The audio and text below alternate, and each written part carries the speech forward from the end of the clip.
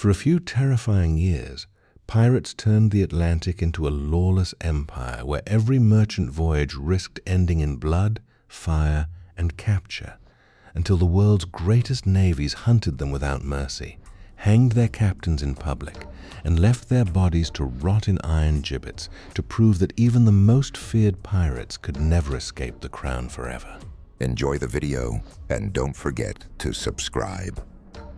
Trace your finger along the map from the coast of West Africa across the Atlantic toward the Bahamas and picture the year 1717 as the smell of rotting oak, boiling pine tar, damp hemp rigging, stale bilge water, sulfur residue, and salt drifted beneath heavy gray clouds while snapping canvas echoed across an ocean transformed into the world's most dangerous highway.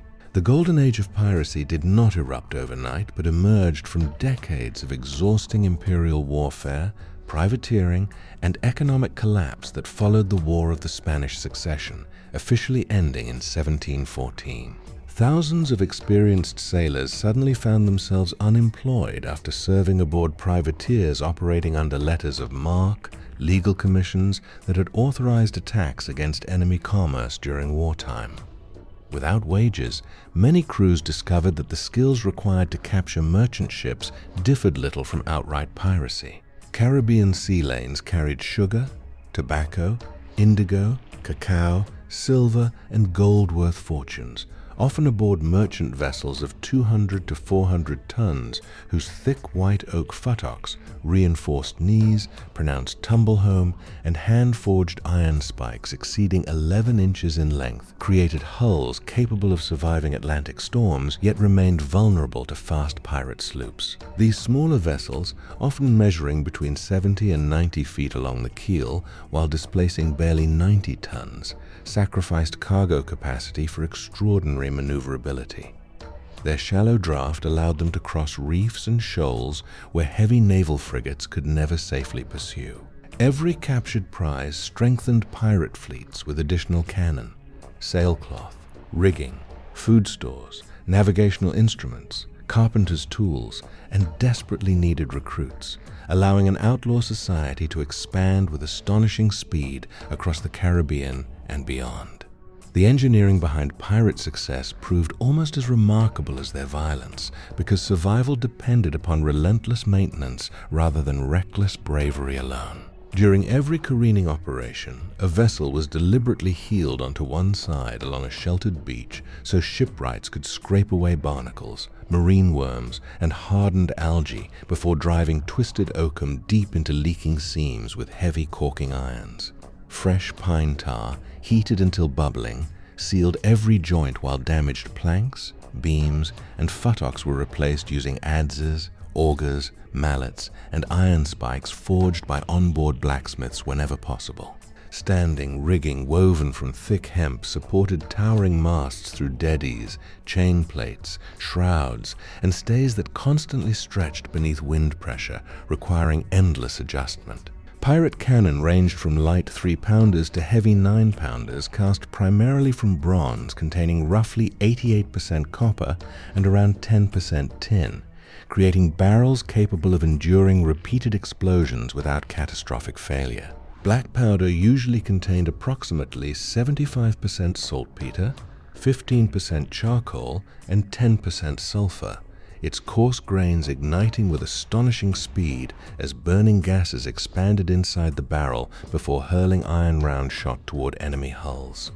Upon impact, the projectile rarely created a clean hole. Instead, it shattered oak planking into thousands of razor-sharp splinters that ripped through flesh with terrifying efficiency, often causing more casualties than the iron ball itself. Pirate crews understood this brutal physics intimately, aiming below the waterline to flood merchantmen or smashing masts, yards, and rigging until terrified captains surrendered long before boarding became necessary. Life beneath the black flag shocked contemporaries, because pirate society often operated according to rules that appeared strangely democratic despite its ruthless reputation. Before sailing, crews gathered to approve detailed articles of agreement that governed discipline, shares of captured wealth, compensation for injuries, gambling restrictions, lights-out hours, and punishments for theft or cowardice. Captains commanded during battle, yet outside combat, many decisions required the consent of the crew, while quartermasters acted as powerful representatives capable of limiting a captain's authority. A skilled gunner, carpenter, sailmaker, or navigator frequently received larger portions of prize money because their expertise determined whether the ship survived another voyage. Compensation for wounds reflected practical economics as much as compassion. The loss of a right arm, left leg, or eye could earn predetermined payments measured in pieces of 8, acknowledging that experienced sailors risked permanent disability every time cannon roared. Daily existence remained harsh despite these agreements. Salt beef hardened like wood, ship's biscuit crawled with weevils, fresh water spoiled inside oak casks, and outbreaks of dysentery, scurvy, malaria, and yellow fever constantly threatened entire crews. Every sunrise demanded exhausting labor. Sailors climbed swaying ratlines more than 80 feet above the sea to reef topsails during violent squalls, while others pumped leaking bilges, repaired split canvas with palm needles and waxed thread, polished flintlock pistols against creeping rust, or inspected breaching ropes securing cannon carriages weighing well over 1,000 pounds. Even victorious pirates rarely enjoyed comfort because the sea consumed wood, iron, rope, and human endurance with relentless efficiency every single day. By 1718, the pirate republic centered around Nassau had become one of the most astonishing challenges ever faced by the British Empire, because hundreds of experienced seamen transformed a neglected colonial harbor into a thriving outlaw sanctuary. Merchant captains approaching New Providence Island often counted dozens of sloops, brigantines, and captured prizes anchored inside protected waters where warehouses overflowed with sugar, rum, sailcloth, tobacco, gunpowder, and stolen cargo gathered from every corner of the Atlantic. Blacksmiths forged anchors, carpenters shaped replacement yards from Caribbean hardwood, co-oppers assembled fresh barrels, and sailmakers stitched enormous sheets of canvas beneath the tropical sun. Famous captains, including Benjamin Hornigold, Charles Vane, Edward Teach, better known as Blackbeard, and later John Rackham passed through these waters, each exploiting the extraordinary mobility provided by fast vessels and intimate knowledge of reefs, currents, and seasonal winds. Yet the very success of piracy guaranteed its destruction.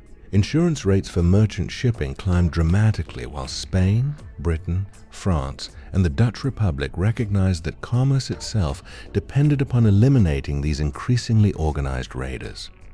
Royal governors received expanded authority, naval squadrons deployed more aggressively, and experienced frigates carrying 20 to 40 guns hunted pirate flotillas across the Caribbean. Unlike overloaded merchantmen, these warships combined disciplined crews, reinforced hull construction, superior artillery drill, and coordinated strategy.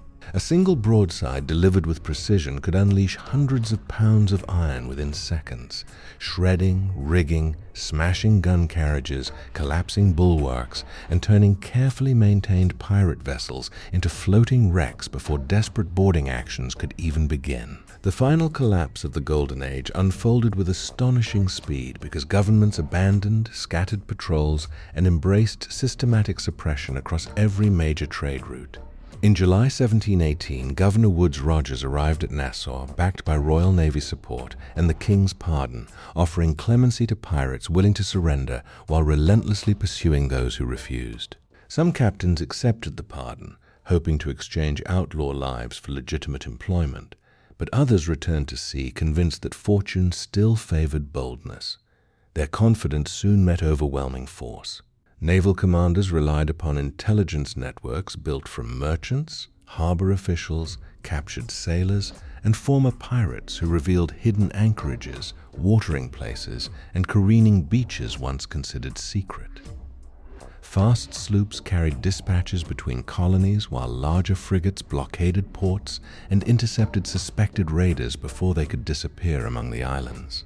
Blackbeard fell during the fierce fighting at Ocracoke Inlet in November 1718 after sustaining numerous sword wounds and gunshot injuries before his severed head was displayed from a naval bowsprit as a warning. Charles Vane rejected every opportunity for mercy, escaped repeated pursuits, and ultimately faced execution after capture. Calico Jack Rackham suffered a similar fate in 1720, while many of his crew ended their lives beneath hemp nooses at Execution Dock. Bodies were frequently suspended inside heavy iron gibbets weighing close to 100 pounds, exposed beside tidal rivers where wind, rain, salt, and scavenging birds slowly reduced them to skeletal warnings visible for years.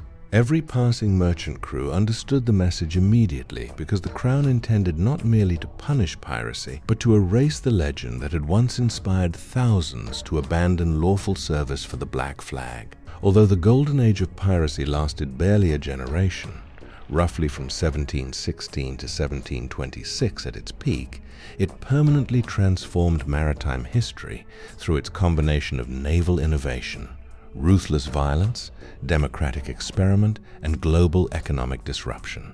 Behind every legendary treasure lay relentless labor, brutal discipline, complex seamanship, and the constant struggle against storms, disease, hunger, and the overwhelming power of expanding empires that ultimately reclaimed the seas with iron, oak, and fear.